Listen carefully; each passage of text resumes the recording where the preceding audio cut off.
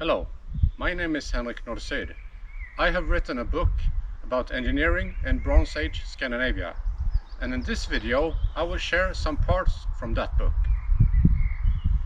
In this video, I will go more into details on the design and dimensions of the ballast boats that I have presented in another video. To start with, I would like to present a possible train of thoughts that lead to this design.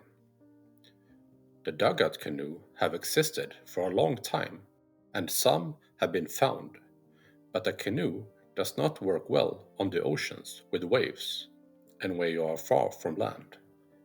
A dugout canoe can get turned over by a wave, and some can float upside down, or it can be filled with water.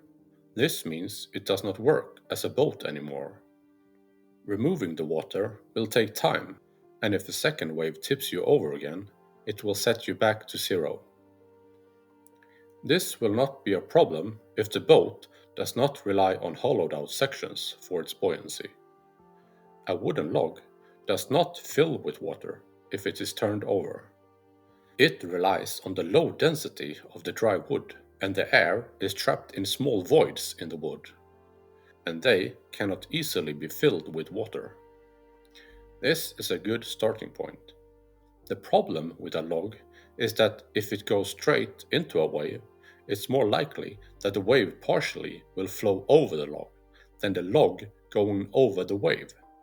Adding extra buoyancy in the ends of the log will help it move over the wave. This can be done by bent up sections that has similar shape as the wave. The problem with this is that the log now gets unstable and wants to tip over and float on its side. Also, there is the problem with waves coming from the side of the log that wants to turn the log over. Making the boat wider will help, but if it gets too wide, it will be more affected by the waves and harder to move forward as the resistance against the water increases. If it is turned over, it is hard to get it back over again, and then the bent up sections do not work. Now a device is needed that keeps the bent up sections always pointing upwards. The boat needs only one stable mode. Adding an additional log with high density that floats below the first log will make the boat stable in only one mode. Now a boat is created that never sinks, never turns over, and is robust as it cannot get problems with holes or fractures in the hull. These kinds of boats are sometimes called rafts or floats when air is trapped inside some shape. Why then do I call them boats and not floats? In Swedish, they would be called flotte. Boat in Swedish is båt. So it is easier to use the same word, although float could have been used. However, floats are usually referred to something that floats but does not move around much. Rafts are simple forms of boats that has a flat shape. When they have a more complex shape, they are generally called boats. The reed boats that are depicted in Egyptian petroglyphs or rock carvings are rafts in that their buoyancy is not produced by a hull, but by the trapped air in the papyrus reeds. They were built at the same time as the ballast boats were. These are generally called reed boats, so it is only fair to call the ballast boats boats and not ballast rafts. From now on, the logs will be called upper and lower keel. The dimensions of the bent up sections of the top keel should correlate with the height of the waves, that is, if these were used to help the boat move over waves. Studying the waves outside of the west coast of Sweden could give an indication on how high these sections needed to be. From this, the dimensions of the rest of the boat could be concluded. This seems to fit when looking at depictions where more detailed persons are shown. But for other depictions, the bent up sections are much larger than the persons and would be overdimensioned. There are many ways to build these boats. I will present 3 different ways to make them stable. First off is one that I touched on in my introduction video, namely where stones are placed as ballast in the lower keel. There are a lot of smooth stones with good sizes in Sweden. The ice ages produced them and dragged them and left them all over Sweden. This makes farming in most parts of Sweden problematic, as the fields must be cleared of stones. They are usually used to build a stone wall around the field, or just collected and piled above each other.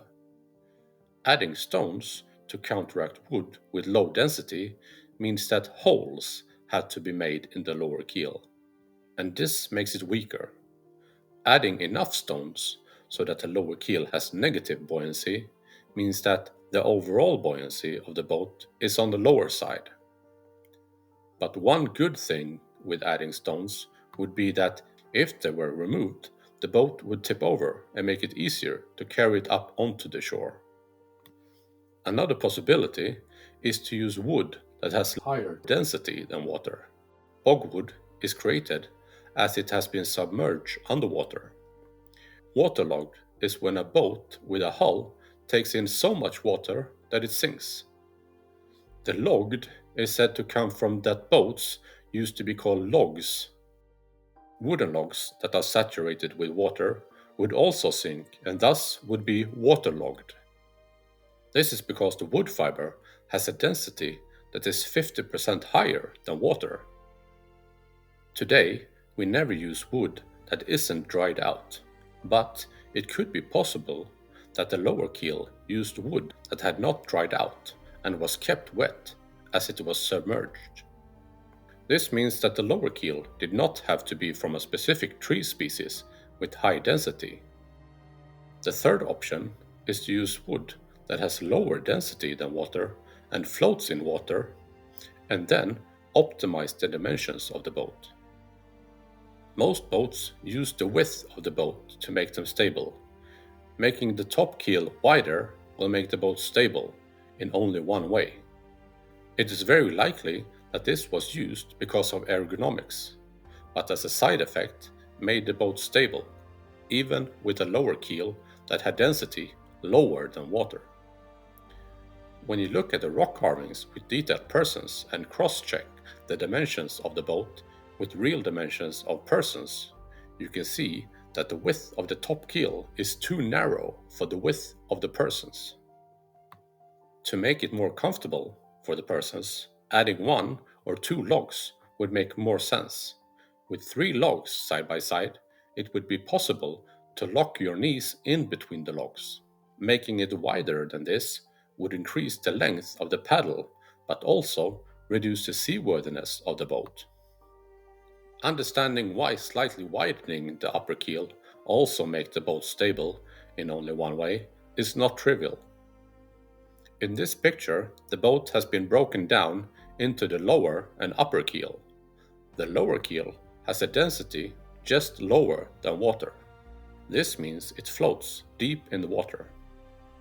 The top keel has in this example a density of about 50% of water, and so half of its cross-section is below the surface. This also floats stable with no rotation, and the section below the surface is identical to the section above the surface. When the parts are connected, the lower keel still wants to float low in the water, and this introduces a rotation of the boat. Adding logs on the side of the upper keel will force this section upwards, and so introduce a rotation to the boat, righting the boat up. And so, with these dimensions and densities, a stable but narrow boat is created. There is a possibility that all 3 ballast solutions were used, and different splits of the logs was possible, but the design is likely close to what is presented. Yes, the boats were heavy, but not much heavier than your typical rowboat per rower. The weight has a good effect on dampening out the waves. The waves have a specific energy in them. This energy is working on the weight, or more accurately, the inertia of the boat. This means that heavier boats will not move as much. If the boat is large enough to ride several waves, then each wave will be averaged out on their valley and peak, making a long boat better at handling waves. The lower keel also adds inertia. This could help with waves hitting the side of the boat. The density of the lower keel does not have to be very high to make the boat stable, as it is the inertia that is important. There is no static steep hill on the ocean, but waves that create dynamic hills that goes from having the slope in one angle and then changing to the opposite as the wave moves. This means that the lower keel's density does not have to be dimensioned for the wave's max angle, as the inertia will spread out the wave's angles over some time. Making the boat too wide would introduce large buoyancy changes when a wave hits the boat from the side, making it less stable, as this will work against the inertia of the lower keel. This means that for a ballast boat, making it wider does not make it more stable. It is better to let the upper keel always float with its bent section pointing upwards and not forcing the boat to follow the wave. This also makes it a more stable platform compared to modern boats where the hull follows the shape of the wave. Boats with a hull generally have a large portion of the hull above the water. This means that it potentially has a lot of additional buoyancy. Sometimes this can be good if the person's fear of getting wet is very high. A boat with a hull that goes into a wave will produce a lot of extra force from the additional buoyancy for as long as it takes for the buoyancy to change the way the boat floats. A boat with a hull will want to follow the wave's shape. If the boat had inertia that was very low, this would not be a problem. But on larger boats with large inertia, this will mean that the boat will have a delay on how it floats on the wave. This means that the boat will travel far into the wave, producing too much buoyancy, and this will make the boat rotate much more than the shape of the wave. This will make the boat's movements larger than the shape of the wave. The ballast boat has very little extra buoyancy, and so if it goes into a wave too hard, the front of the boat will be fully submerged for some time, but there will not be a large jolt in the boat as it passes through and over the wave. There is also a difference in weight and inertia. Inertia is a combination of weight or mass and the placement of the mass. If the mass is spread out more, the inertia increases. Placing the lower keel at a distance from the upper keel increases the inertia. For a boat with a hull, all the mass is in one place. This means that for the same weight, a boat with a hull has lower inertia. Inertia also has an effect of the Eigen mode. The Eigen mode is most known as the shape a guitar string makes when it is plucked. The Eigen frequency is the different sound a guitar string can make or how fast it vibrates. Eigen mode is how it bends, and the Eigen frequency is how fast it bends.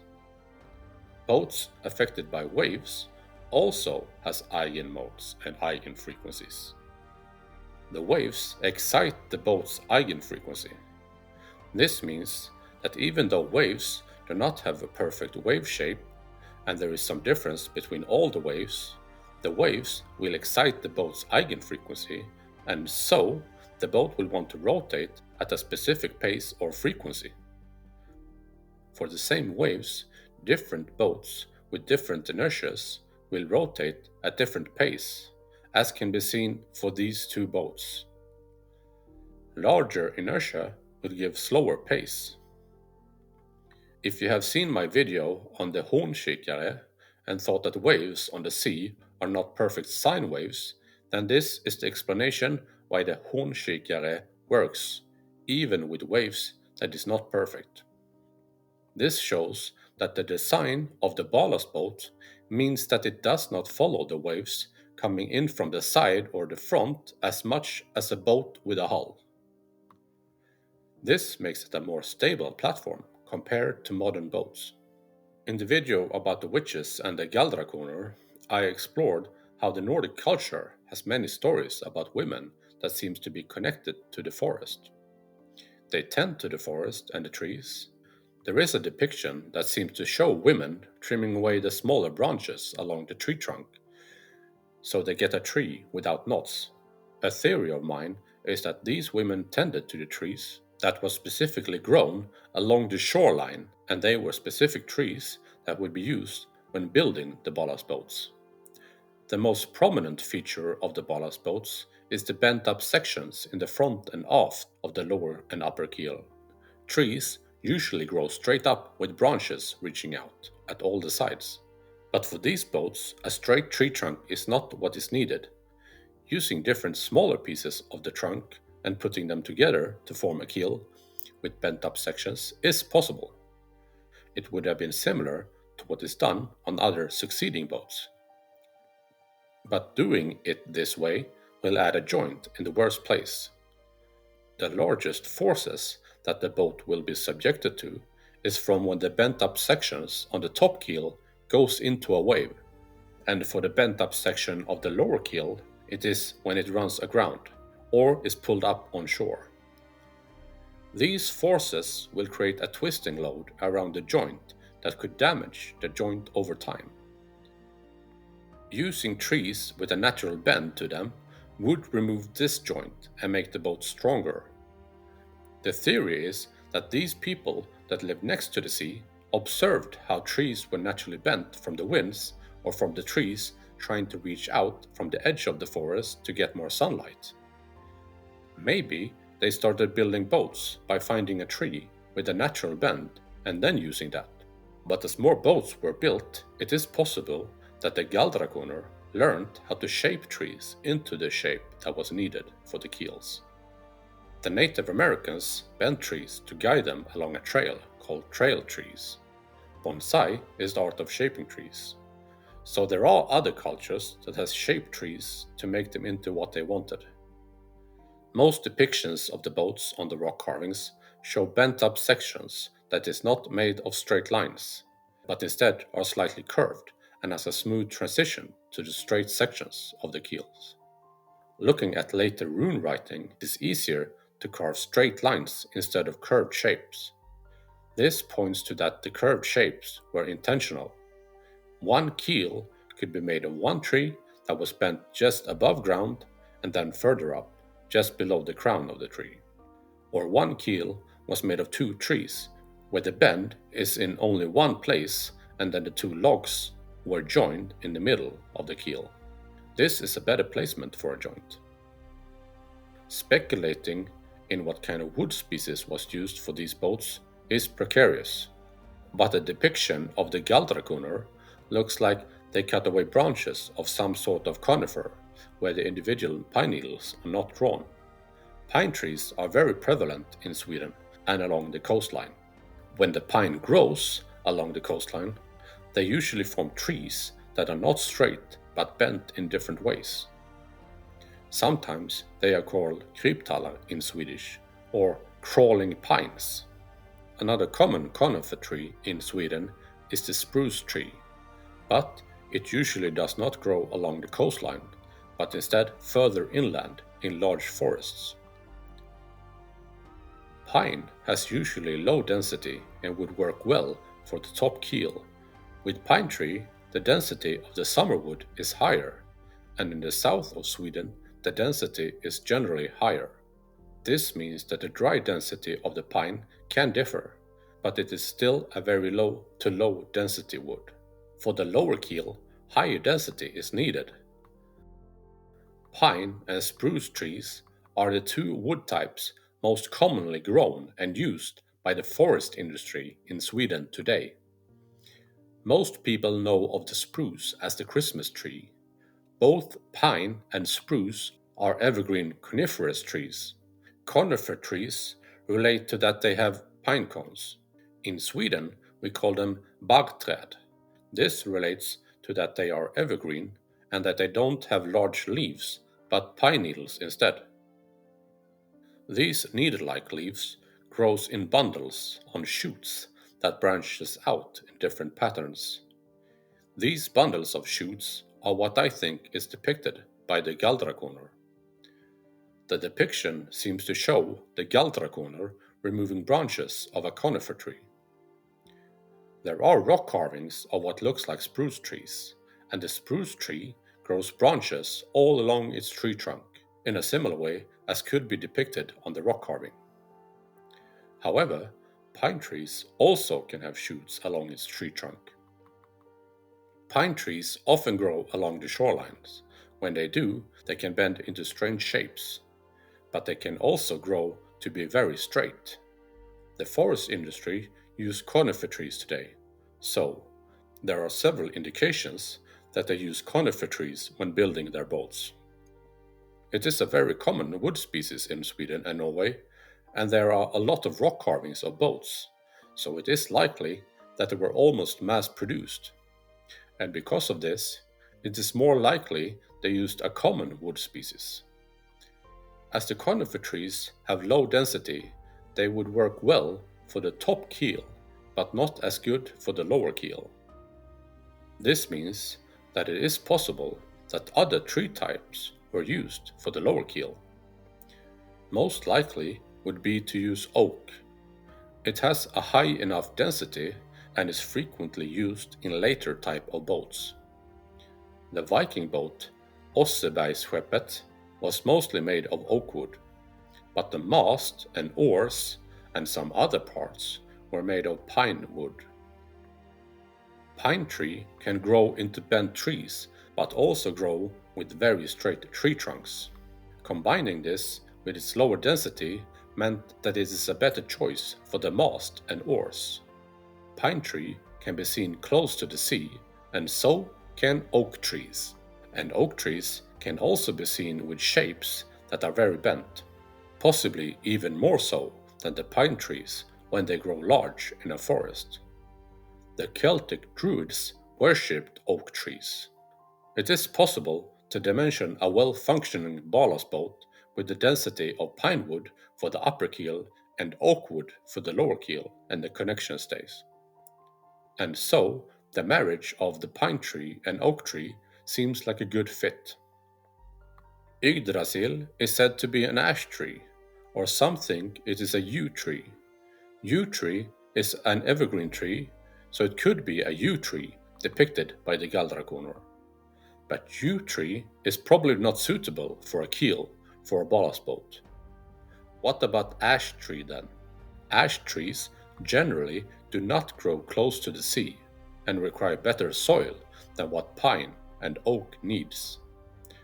There are some connections between ash and boats, but the oak connection is stronger, as most Viking ships was built out of oak. Ash wood has high density, but not as high as oak.